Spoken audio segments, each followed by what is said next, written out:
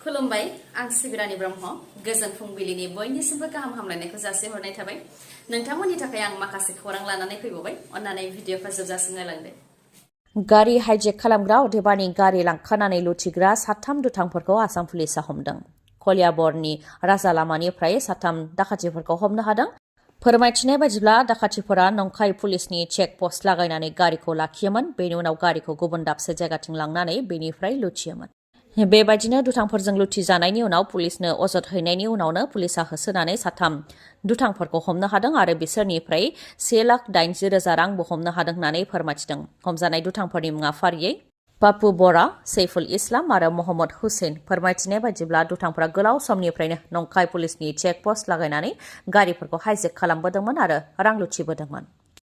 भारतनि आबादारि आफादा भारत बन्द फोसावदों 16 फेब्रुआरियाव भारत बन्द फोसावदों भारतनि आबादारि आफादनि दैदेनगिरि राकेश टिकेट बिथाङा बन्दखौ फोसावदों बिथाङा फोरमायथिदों दि 16 फेब्रुआरि सानखालि गासैबो आबादारिफोरा जाहाथे आबाद फोथाराव थाङा आरो गासैबो गलादारफ्राबो जाहाथे गलाखौ बन्द खालामो आरो गारि सालायग्रा बिथांमोनाबो जाहाथे गारिखौ सालाया बेनि थाखाय खावलायदों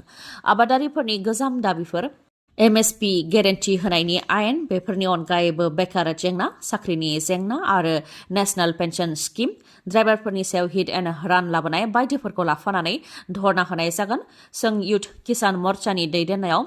गुबुन गुबुन आबादारि गौथुमजों लोगोसे आबादारि नङै गौथुमफोराबो 16 फेब्रुआरियाव धरना होगोन बेनिखायनो 16 फेब्रुआरिखौ बन्द फोसावनाय जादों होननानै फोरमायथिदों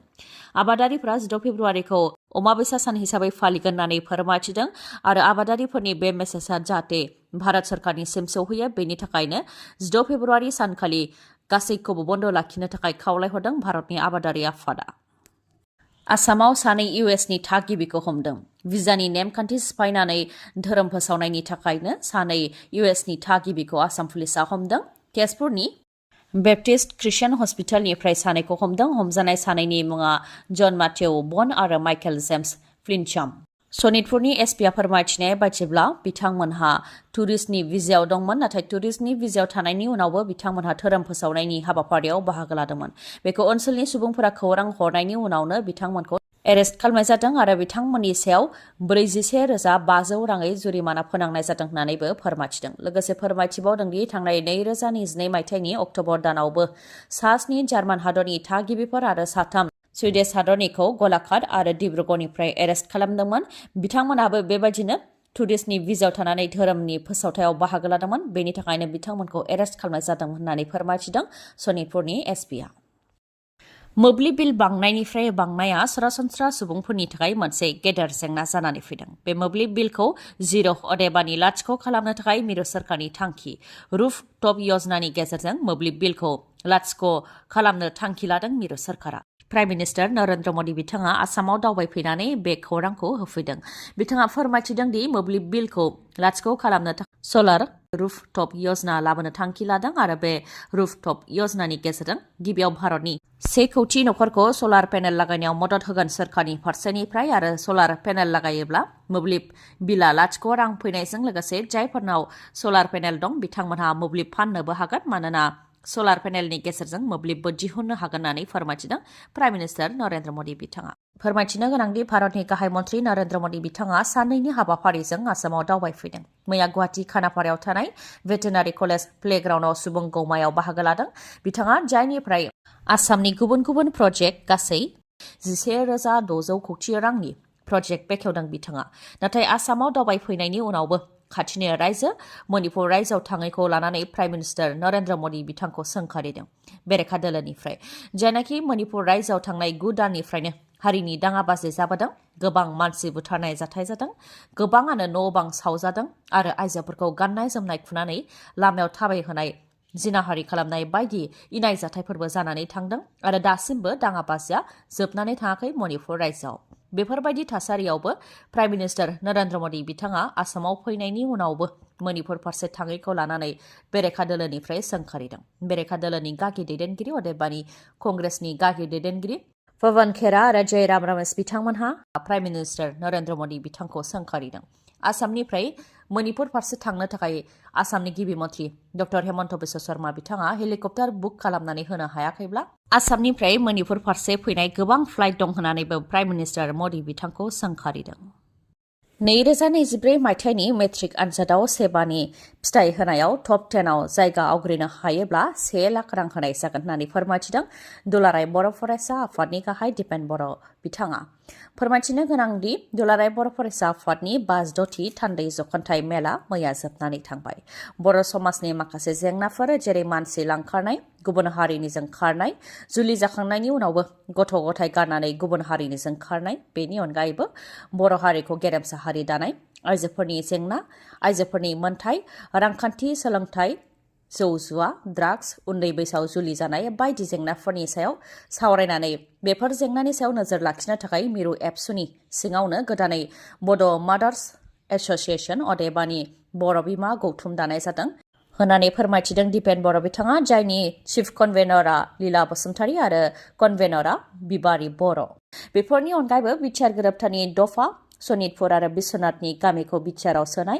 बिकेडब्लिउएसआव गामि थिसननानै बियाब दानाय, कार्बि आंलंनि बर'फोरनो एसटि हिल्स बिमुं होनाय, फरायसालिफोरखौ सोरखारि खालामनाय, फोरोंगिरि थिसननाय, बेफोर दफाखौ 2024 मायथाइनि गेजेराव मावफुंनानै होनो थाखाय भारत सरकार आरो आसाम सरकारनिसिम बुंथिदों होननानै फोरमायथिदों आरो 2024 मायथाइनि गेजेराव मावफुंनानै होआब्ला 2024 मायथाइनि जोबनायाव दुलाराय बर' फरायसा आफादा सुबुंखान्थिजों सोमावसारफिननो हागौ होननानैबो बुंथियो दिपेन बर' बिथाङा। लोगोसेनो रन्जन दैमारिजों लोगोसे जोबथेसालियाव जोबथेजानाय एनडिबि बिथांमोन जायफोरनिया हाइ कर्ट, सुप्रिम कर्ट आरो एनआइए कर्ट केसाव गोग्लैनानै दं बिथांमोनखौ उदां खालामनो थाखायबो ज'यैनो खामानिखौ मावगासिनो दं आरो बिथांमोनखौ केसनिफ्राय रेहाय होनो थाखाय प्रेसिडेन्ट आरो गभर्नरनिसिमबो लाइजाम लिरनो थांखि लादों होननानै फोरमायथिदों दिपेन बर'आ। लादाखनि ले जिल्लायाव रोजा रोजा सुबुंनि बाना। रोजा रोजा सुबुंफोरा आखायाव प्ले कार्ड लानानै धरना होनो थाखाय लामायाव ओंखारबोदों। ले एपेक्स बडी आरो कारगिल डेम'क्रेटिक एलायन्सनि बानजायनायाव रोजा रोजा सुबुंफोरा ओंखारबोदों। बिथांमोननि दाबिया जाहैबाय लादाखनो स्टेटहुड होनाय अदेबानि लादाखनो आलदा रायजो होनाय, जायनि थाखाय बिथांमोना गासैबो बन्द,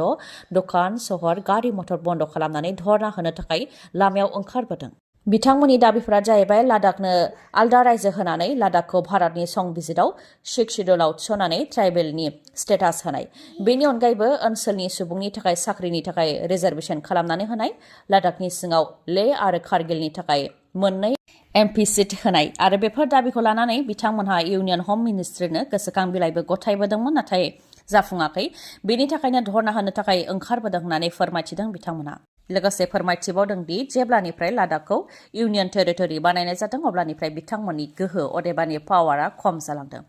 जम्मु एन्ड काश्मीरनि बाहागो थानाय समाव एसेम्ब्लियाव 4 मेम्बार दंमोन आरो लेजिस्लेटिभ काउन्सिलाव 2 मेम्बार दंमोन, नाथाय लादाखआ इउनियन टेरिटरि जानायनि उनाव दा एसेम्ब्लियाव सासेबो मेम्बार गैया होननानै बुंथियो बिथांमोनहा। बेनिखायनो जाहाथे लादाखनो आलदा रायजो होयो बेनि थाखाय गोख्रोङै धरना होनाय हाबाफारि लादों बिथांमोनहा।